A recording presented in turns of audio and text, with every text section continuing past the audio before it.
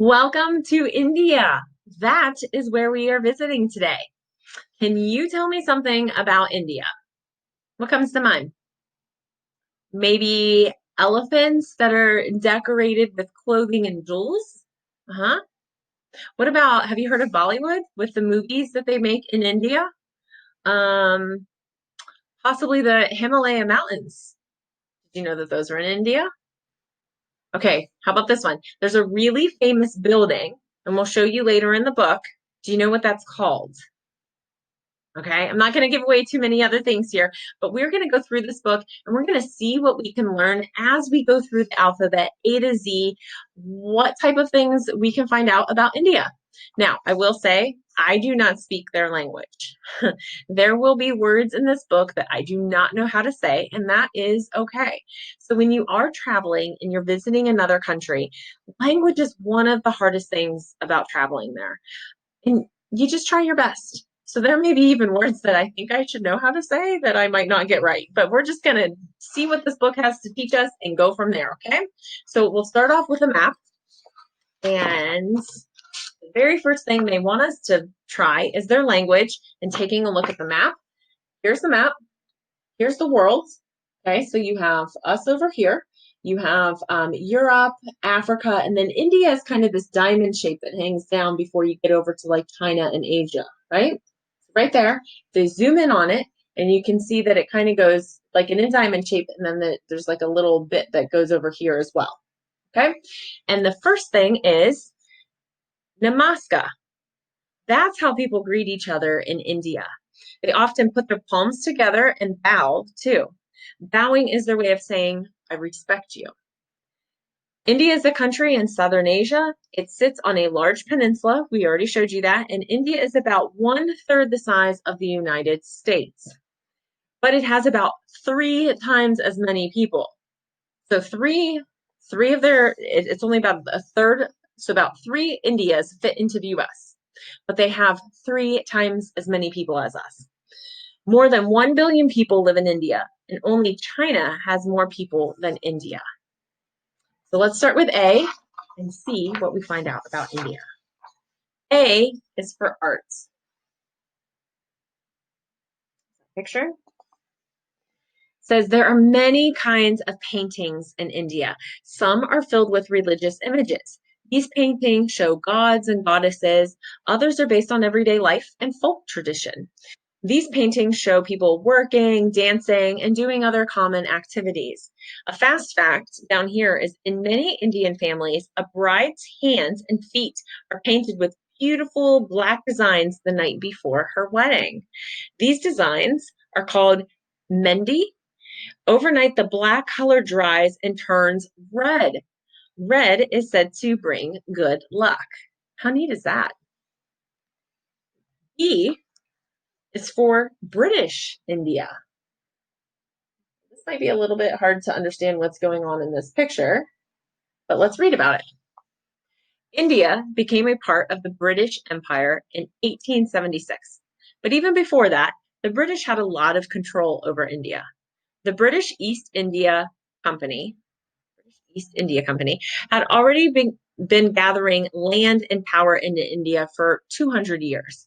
Eventually, the Indians fought for their independence, and in 1947, it's fairly recently, in 1947, leaders from India and Great Britain agreed to divide the country into two. One part was called India, and the other part was called Pakistan.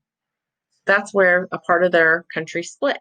And now you can see that they're kind of negotiating over a map. See that?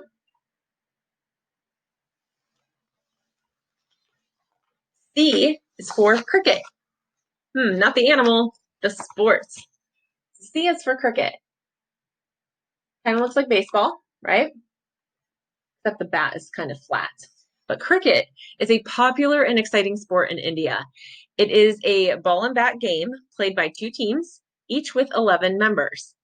The British brought cricket to India more than 250 years ago. And then down here for the fast fact, it says India's cricket team won its first big victory in international cricket in 1983. That year, it beat the West Indies cricket team and proclaimed the Prudential World Cup. How exciting. Go on to D. Oh, maybe I should have practiced my language a little bit. But I know I've heard of this. Do you know how to say this word? D is for Diwali. Diwali.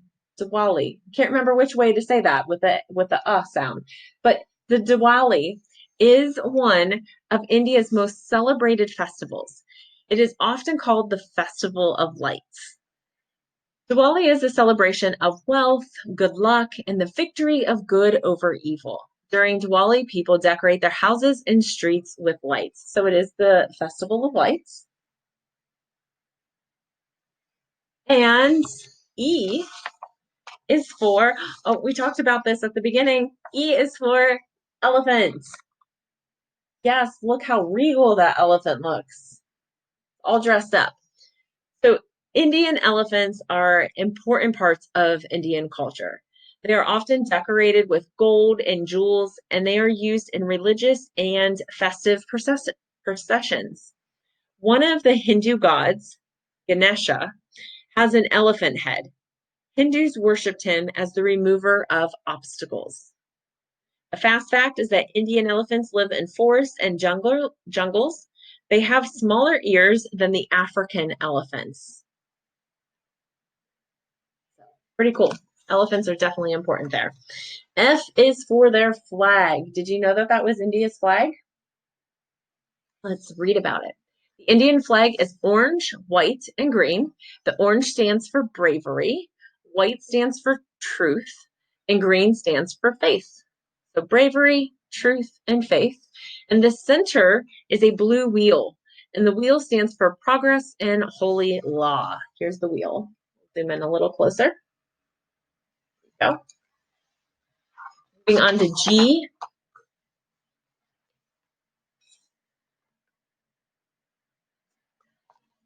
Okay, G is for the Ganges River. You can see some people in a boat on the river with the shoreline off to the side. So the Ganges River is one of the longest rivers in the world. It is considered sacred to most Indian people. They believe the river has the power to wash away their sins. Some people have had their ashes scattered in the Ganges after they die. Rivers are always an important part of a country and land because before we had roads, they had to use the rivers for transportation. A lot of the towns were built along rivers. I'm sure that you've heard that before, right? So, but this one also has a bit more of a spiritual importance in India. H. Oh, we also talked about this. And if you love mountains, the Himalayas are in India. Kind of a weird photo. It's a little bit grainy right here, but you kind of can see the mountain peaks, right? So many scientists believe that India was once a part of a large piece of land that drifted north and crashed into Asia. They believe the crash created the Himalayas. That crash just put the land straight up. The Himalayas are the highest mountains in the world. They stretch about 1,500 miles or 1,500 miles across northern India. A fast fact is that the tops of the Himalayas are covered with snow all year long. The word Himalaya means house of snow. I did not know that. Did you? Himalaya means house of snow? All right. I. I is for, I hope I say this correctly, the Indus Valley. Could be Indus Valley. The Indus Valley was the home of the first people of India. Archaeological digs, archaeologists have uncovered objects dating back to around 2500 BC, so 2500 BC. These objects include well-built houses, paved streets, decorated pottery, and writing tables. That is a long, long time ago. And take a look at how the remains of that town look. That would be really interesting to see. Okay, J is for a person, and I know I won't get the name correct, so I'm not even going to attempt to say it. So right here is his name.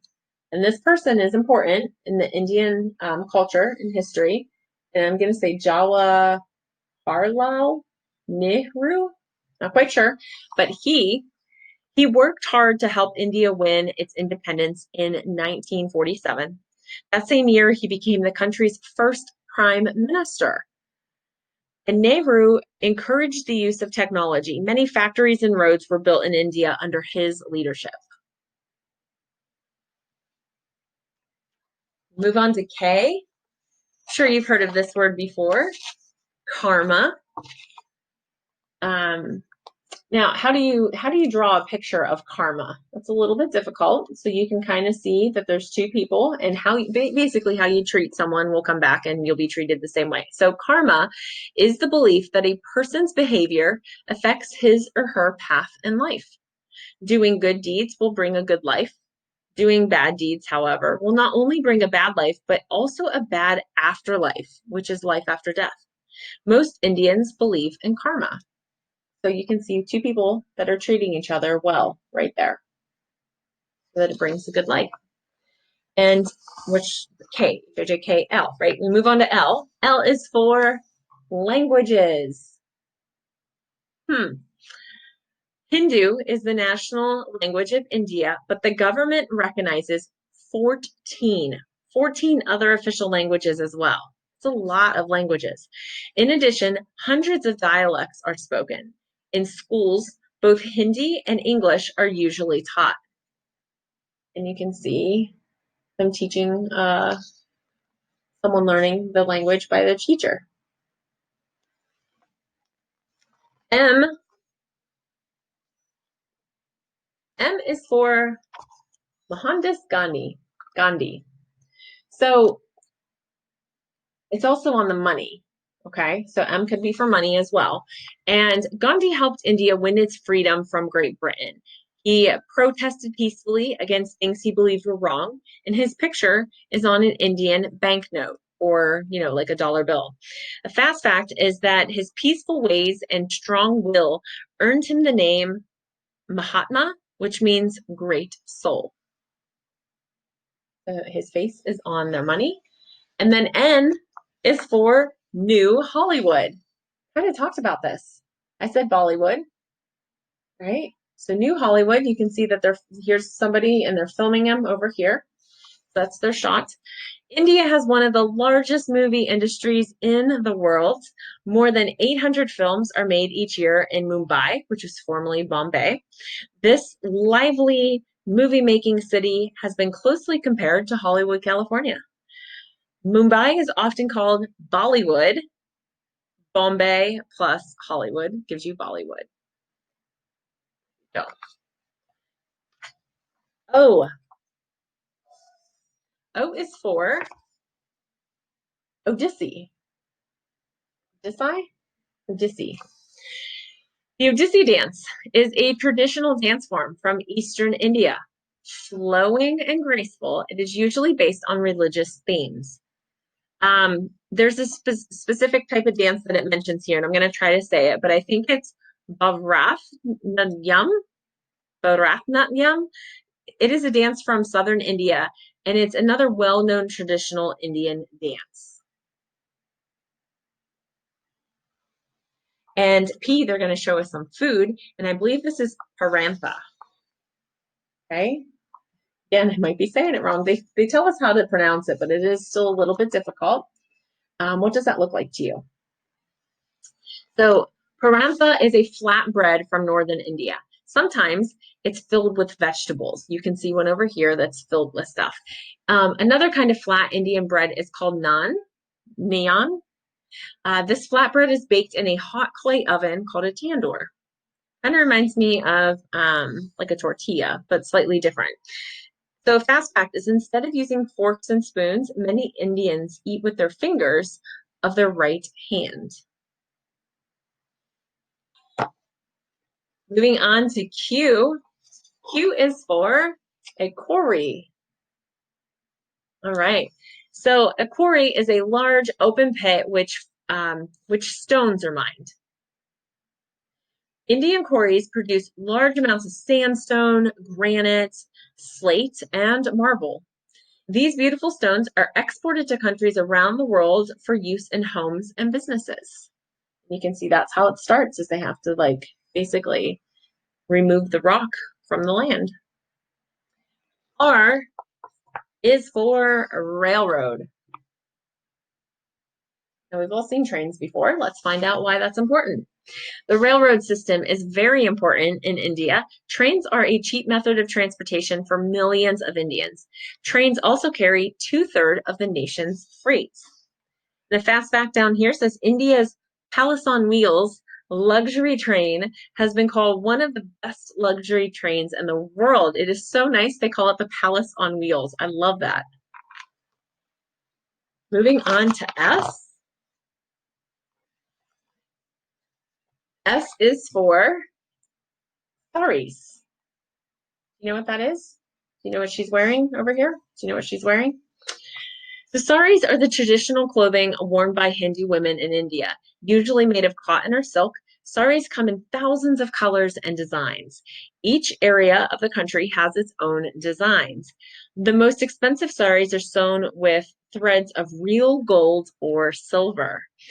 Women wear saris in different ways depending on the region in which they live. And the fast fact says that many Indian men wear dhotis. I'm not sure if I'm saying that right. A dhoti is a piece of white cotton wrapped around the body. One or both ends are brought through the legs and tucked into the waistband. So they have unique clothing and ways that they wear their clothing based on where they're from in the country. And then T is for that building, that famous building that we talked about. And I'm going to cover this up and see if you know the name. Do you recognize it? Do you see this down here? It is the Taj Mahal. Yeah, you've seen that before, right? So the Taj Mahal is in India, and it was built in the mid-1600s. The Emperor Shah Jahan, anyway, the Emperor had it built in memory of his beloved wife. Her tomb lies inside of this.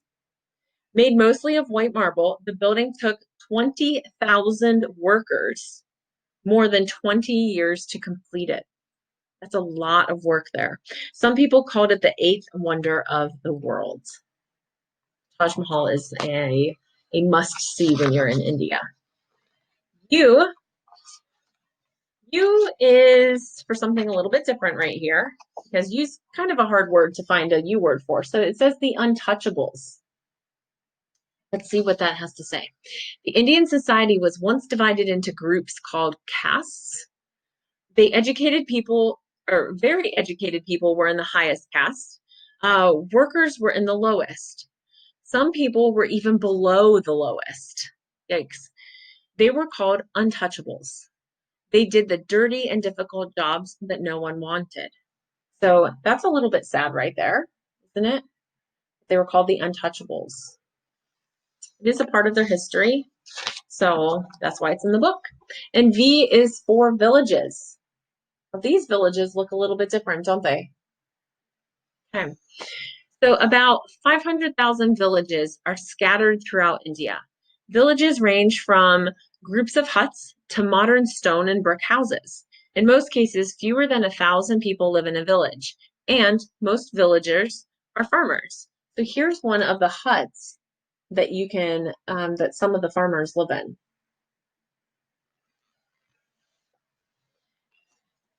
W, see if I can get this. Okay, W is for winners.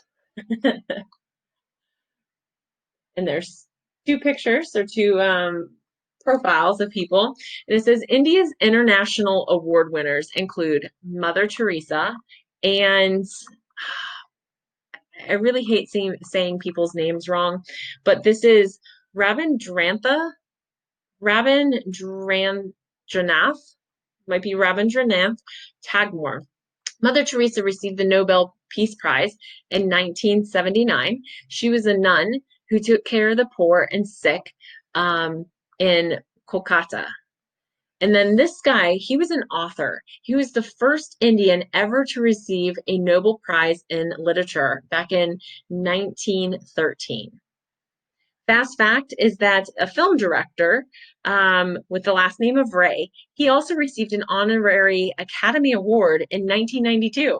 He made his films in Bengali, the language of Eastern India, but their stories were so touching that they were understood and loved by people from around the world, even though people didn't necessarily understand the language.